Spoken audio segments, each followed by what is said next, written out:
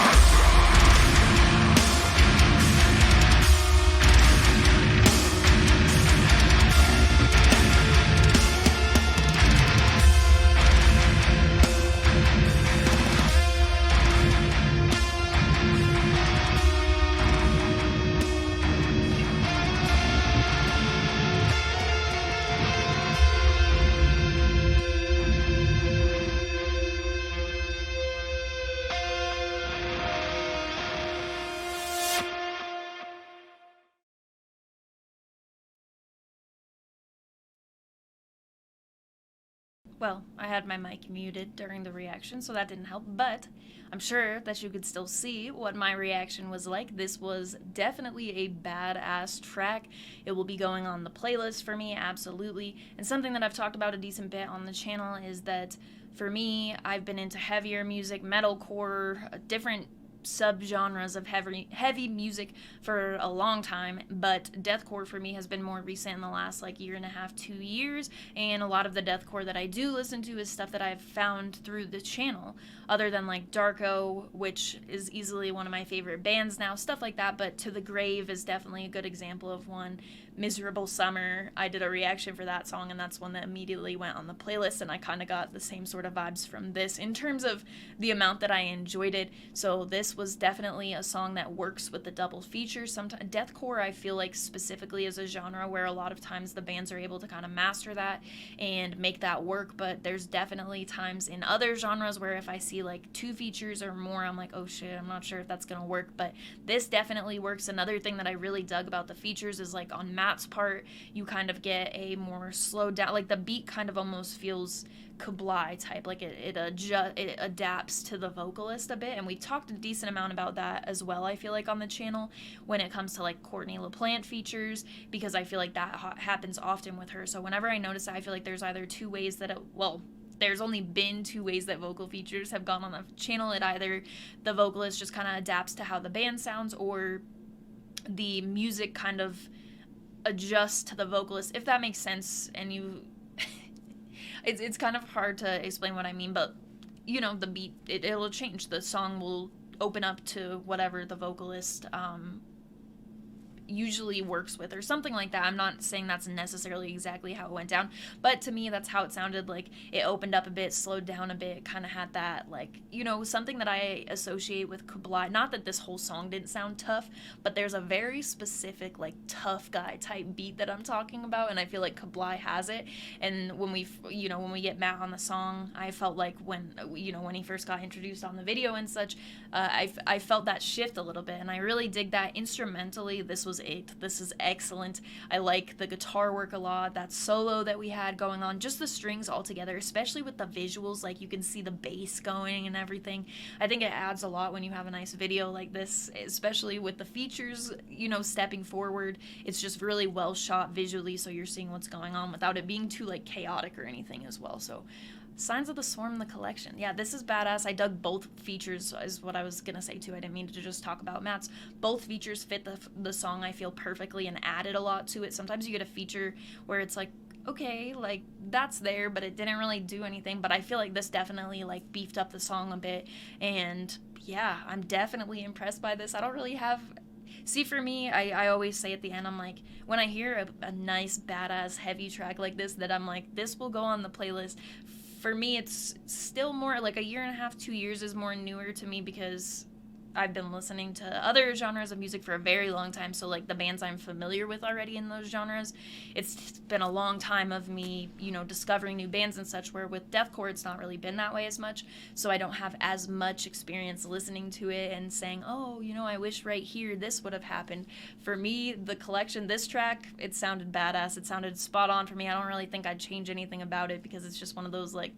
This is definitely one of the tracks I'd like to see on like a Try Not to Headbang challenge, because it'd be a real struggle. It's just got that super tough guy beat going on. It's got a number of different like guitar styles. The visuals are on point. So yes, definitely a fan of this track. Let me know what you thought in the comments, and if you have a different song that you'd like to see added to either of the lists that I work off of when I'm doing request-based videos. Both links will be in the description, as well as the Linktree link, which has the invite link for the Discord server, which is coming up on 300 members, which is awesome. We should probably pass 300 members this weekend over the live stream, which will be Saturday at...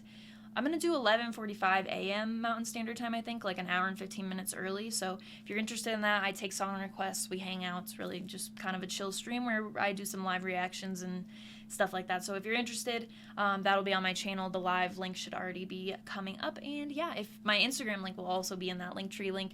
So if you're interested in following me on Instagram, I post what I've been listening to the most every week, new songs that I find, merch, vinyl, stuff like that. New video, when I post it, will usually go on my story. So The link will be in the link tree, but my handle there is Rachel Reacts, same as my YouTube channel, but I'll put it up on the screen for you if you have any interest in following me. And of course, as always, thank you very much for watching. I appreciate it.